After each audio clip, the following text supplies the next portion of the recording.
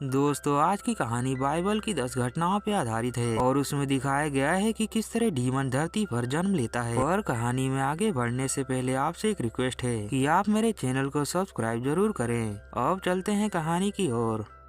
कहानी की शुरुआत में हम फादर कोस्टिगन को देखते हैं, जो कि अचानक से ही आधी रात में उठते हैं तो देखते हैं कि उनकी एक दोस्त जिसका नाम कैथरीन होता है उसकी तस्वीर जल रही होती है। जो देखकर वो बहुत ही ज्यादा हैरान हो ही रहे होते हैं कि वो कैथरीन की और भी तस्वीरें देखते हैं तो वो भी जल चुकी थी, जिन्हें वे हैरानी से देख तो रहे होते हैं। लेकिन जब उन तस्वीरों को जोड़ते हैं तो उन सभी तस्वीरों को जोड़ने के बाद एक डिमोनिक सिंबल बनता है, जिसे देखकर फादर कोस्टिगन बहुत ही ज्यादा परेशान हो जाते हैं। अब ये सब होने के बाद हम उसी लड़की कैथरीन को देखते हैं, जो कि एक बेहद ही बड़ी रिलीजियस थी रिसर्चर होती है और ये दुनिया भर में हो रही धार्मिक घटनाओं पर रिसर्च करती है और उन सभी घटनाओं को साइंस के द्वारा प्रूव करती है कि ये सब कुछ जो हो रहा है वो साइंस के द्वारा ही है, बल्कि ना किसी धार्मिक घटनाओं पे आधारित। कैथरीन ने फिलहाल एक बहुत ही बड़ी धार्मिक घटनाओं को साइंस से प्रूव कर दिया है, जिसकी वजह से बहुत ही ज्यादा खुश है क्योंकि लोग उसे काफी ज्यादा अप्रिशिएट कर रहे हैं। अब अगले दिन होते ही कैथरीन को फादर कोस्टिगन का कॉल आता है और वो उसे पिछली रात हुई घटनाओं की पूरी कहानी बताते हैं और कहते हैं कि तुम थोड़ा संभल के रहो। जो सुनकर कैथरीन बहुत ही ज्यादा भड़क जाती है और सीधा ही फोन काट देती है। दरअसल कैथरीन ने ऐसा इसलिए किया होता है क्योंकि जब एक बार वो सूडान में आई महामारी के बीच फादर कोस्टिगन के साथ काम कर रही होती है तो उस महामारी से वहाँ के बहुत सारे लोगों की जान चली जाती है और इस घटना ने लोगों के मन को इतना ज्यादा झकझोर दिया था कि अब उनका मन चर्च और भगवान से उठ गया था।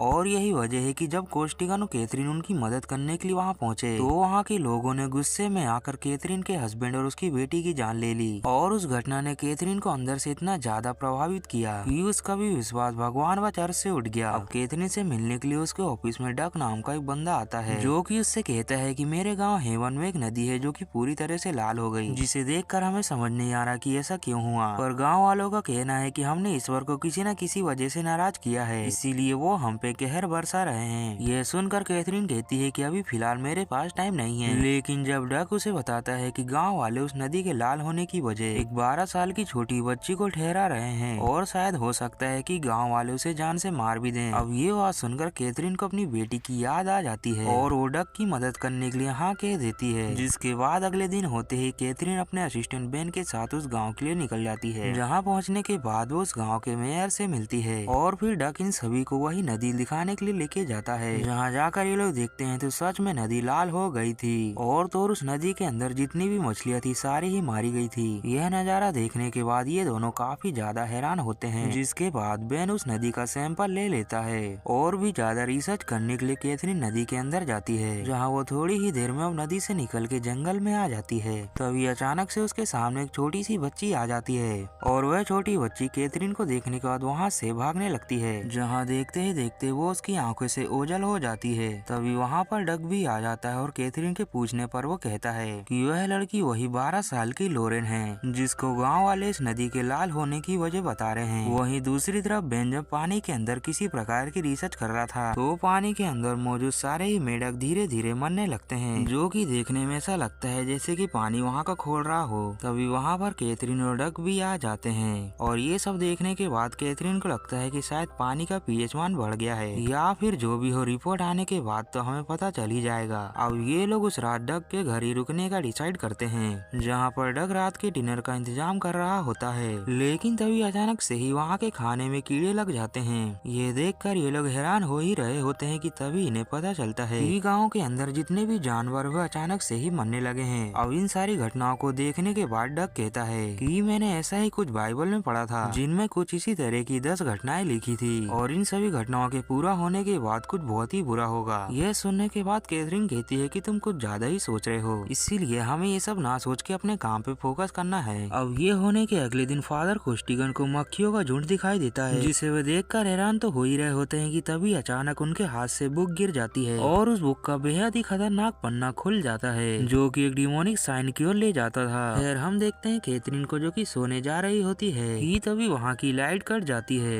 और ये होने के बाद जब कैथरीन डक को ढूंढने के लिए जाती है तो उसे झाड़ियों के बीच से रोशनी आती हुई दिखाई दिखाई देती है। उस रोशनी को देखकर जब कैथरीन वहाँ जाती है तो वहाँ डक होता है, जो कि अपनी वाइफ की ग्रेवयार्ड को देखने के लिए आया था। अब वो दोनों आपस में बातें करने लगते हैं और बातचीत के बीच ये दोनों काफी करीब आ जाते हैं। पर तभी अचानक कैथरीन की नींद खुल जाती है और हम जान पाते हैं कि ये कैथरीन का तो सपना था। और नींद खुलने के बाद उसके सामने वही लड़की होती है और उसे देखने के बाद जब कैथरीन उसके पीछे जाती है तो वह एक बार फिर से उसकी आंखों के सामने गायब हो जाती है और उसके पीछे भागते हुए कैथरीन उसी जगह पहुंच जाती है जहां पर उसके पति और बेटी का बलिदान दिया गया था। पर हम जान पाते हैं कि यह भी दोस्तों कैथरीन का ही एक सपना होता है और वो ये सपने देखकर बहुत ही ज्यादा हैरान हो जाती है। और वो जैसे ही बेड से उतर के किचन की ओर जाती है तो उसके पैरों में लगी रेत को देखकर उसे यकीन नहीं हो रहा था, क्योंकि दोस्तों उसने जो सपना देखा वो सूडान के रेतीले इलाके का था। इसका मतलब ये है कि वो सपना नहीं बल्कि एक हकीकत थी और इस चीज पे विश्वास कर पाना बिल्कुल ही नामुमकिन है। अब ये सब कुछ होने के बाद कैथरीन लोरेन के घर जाती है, जहाँ पर वह दरवाजे पर वही डिमोनिक सिंबल को देखती है कि तभी इसके सामने वही छोटी बच्ची लोरेन आ जाती है, जिसे देखकर कैथरीन उससे काफी अच्छे से बात करती है और उसे अपनी मीठी बातों में लगाकर जब वे उसके पास जाकर उसे छूती है तो लोरेन को छूने के साथ ही वो अलग ही दुनिया में पहुंच जाती है, जहाँ वो देखती है कि लोरेन की वजह से सारी ही नदी लाल हो गई। कैथरीन का विजन खत्म होते ही लोरेन वहाँ से गायब हो जाती है और फिर हम वहाँ पे लोरेन की मदर को देखते हैं, जिसे देखकर कैथरीन पूछती है कि लोरेन अचानक कहाँ चली गई। तो यह बात सुनकर उसकी मदर कहती है कि तुम भी शायद लोरेन को मारने आई हो, पर कैथरीन कहती है कि ऐसा नहीं है बल्कि मैं तो उसे बचाने आई हूँ। इतने में वहाँ पर लोरेन भी आ जाती है, जो कि अपने मदर के ऊपर हमला कर देती है, जो देखकर लोरेन की मदर कैथरीन से कहती है कि तुम यहाँ से चली जाओ और फिर कैथरीन वहाँ से आ जाती है। और इसके साथ ही शहर में एक नई महामारी फैल जाती है, जहाँ छोटे बच्चों के सरों में ढेर सारे जुए हो जाते हैं, जो देखकर लोगों को समझ नहीं आता कि ऐसा क्यों हुआ। लेकिन अब लोगों के अंदर लोरेन के खिलाफ गुस्सा भर जाता है, क्योंकि सभी लोग अब इस महामारी का शिकार होने लगे थे। खैर अब ये होने के बाद ये तीनों मिलकर लोरेन के भाई की बॉडी देखने के लिए जाते हैं, जो कि उसी नदी में डूब के मारा गया था। यह लोग देखते हैं कि उसकी बॉडी पूरी तरह से सूख गई है और उसकी बॉडी पर वही डिमोनिक सिंबल बना है।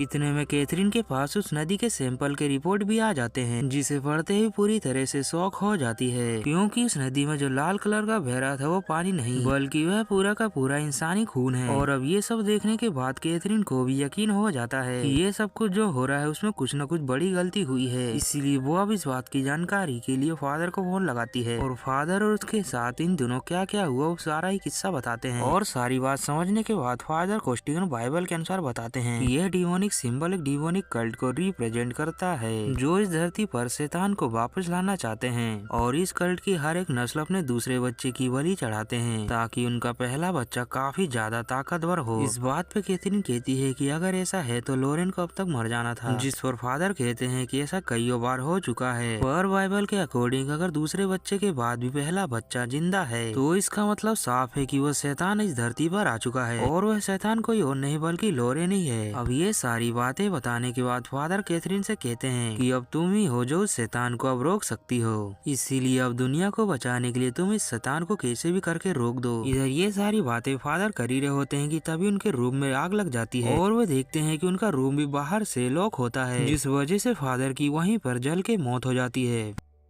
इधर इस बात का पता चलते ही डक और बेन गांव वालों के पास जाते हैं, पर उनके पास जाते ही ये लोग देखते हैं कि उन्हें किसी प्रकार की बीमारी हो गई और उनके पूरे ही शरीर पे फफोले आ गए हैं, यानी कि दोस्तों फिर से एक नई महामारी आ गई। अब ये सब देखने के बाद गांव वालों का गुस्सा फूट जाता है और वो लोग अब लोरेन को मारने के लिए सीधे ही उसके घर की ओर निकल जाते हैं, जिसके बाद हम देखते हैं कैथरीन को, जो कि लोरेन के घर पहुंच चुकी होती है और वो उसे ढूंढते हुए सीधा ही बेसमेंट में चली जाती है, जहाँ पर जाने पर उसे लोरेन की मदर उसे दिखाई देती है और वह कैथरीन को देखकर कहती है कि मेरा काम तो खत्म हो गया, जिसके बाद वह कैथरीन के सामने ही अपनी जान दे देती है। पर तभी इतने में ही लोरेन भी वहां आ जाती है, जिसे देखकर कैथरीन वहीं कहीं छुप जाती है। इतने में ही गांव वालों की आवाज लोरेन को ऊपर से आती है, इसीलिए जब वो ऊपर जाके देखती है तो गाँव वालों ने उसे घेर लिया होता है। पर तभी इतने में ही लोरेन को प्रोटेक्ट करने के लिए वहाँ पे ढेर सारी टिड्डियाँ आ जाती है और जब गाँव वाले लोरेन के ऊपर गोलियां चलाते हैं तो वह सारी टिड्डियाँ गाँव वालों के ऊपर ही हमला कर देती है और उन सभी को बड़ी बेरहमी से घायल करने लगती है, जो देखकर ये सभी लोग कहीं ना कहीं जाके छुप जाते हैं। और बेन जहाँ छुपा होता है उसके सामने कई बच्चों की लाशें होती है, जिन्हें देखने के बाद यही लगता है कि शायद ये वही बच्चे हैं जिनकी बलि दी गई है। और ये सीन देखने के बाद बेन को भी लोरेन मार देती है। और अब ये देखकर कैथरीन को बहुत ही ज्यादा गुस्सा आ जाता है। इतने में वहाँ पर डग भी आ जाता है, जिसे बेन के मरने का काफी दुख होता है। लेकिन तभी कैथरीन कहती है कि तुम यही रहो, मैं जाके लोरेन को मार के आती हूँ। जिसके बाद वे मारने के लिए निकल जाती है। कैथरीन सीधा ही लोरेन के पास जाके कहती है कि मैं तुम्हें जान से मार दूंगी। और इतना कहते ही वहाँ पर चारों तरफ बिजलियाँ गिरने लगती है और ये नजारा बहुत ही ज्यादा खतरनाक होता है। पर तभी कैथरीन अपना दिमाग लगाते हुए धीरे धीरे लोरेन की तरफ आगे बढ़ती है। लेकिन वो जैसे ही लोरेन के ऊपर चाकू से हमला करने जाती है तो उसे लोरेन के बारे में वो सब दिखाई देता है जहाँ से सब कुछ स्टार्ट हुआ था, यानी कि इस कहानी की शुरुआत कैसे हुई वो सब। कैथरीन देखती है कि उसके ही घर वाले और बाकी गांव वाले,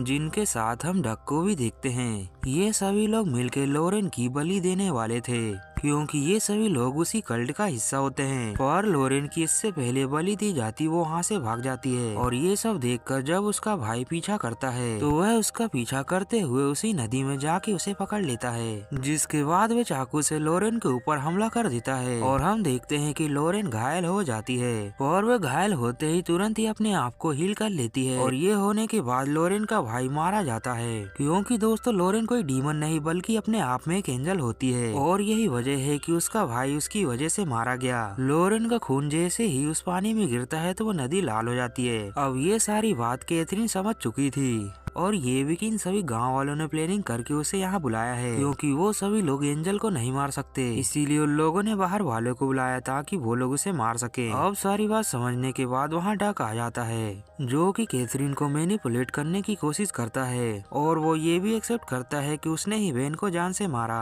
अब इन सभी बातों के बीच में हम सारे ही गाँव वालों को वहाँ इकट्ठा होते देखते हैं, जिन्हें देखकर एंजल यानी कि लोरेन सभी को मारने का फैसला लेती है और वे उन सभी गाँव वालों के ऊपर बिजली गिरा के जान से मार देती है। पर ये देखकर डक कैथरीन के ऊपर चाकू रख देता है, पर कैथरीन कहती है कि ये ईश्वर की मर्जी है, इसलिए तुम भी मुझे मार दो। यह देखकर लोरेन उसके ऊपर भी बिजली गिरा देती है। पर अच्छी बात तो ये होती है कि उसकी वजह से डक तो मारा जाता है, पर भाग्य से कैथरीन अभी भी जिंदा होती है। अगले सीन में हम देखते हैं कि कैथरीन लोरेन को लेके वहाँ से दूर जाती है, पर रास्ते में लोरेन कैथरीन को कहती है कि तुम प्रेग्नेंट हो। और ये सुनने के बाद कैथरीन को यकीन हो जाता है कि वो डक के साथ जब इंटीमेट हुई थी तो वह कोई सपना नहीं बल्कि एक हकीकत होती है, यानी कि कैथरीन के पेट से अब जो जन्म लेगा वही डीमन होगा, यानी कि इसके बाद तबाही ही तबाही होगी। दोस्तों इसी सस्पेंस के साथ ये कहानी दी एंड हो जाती है। अब मिलते हैं अगली वीडियो में, तब तक के लिए बाय बाय।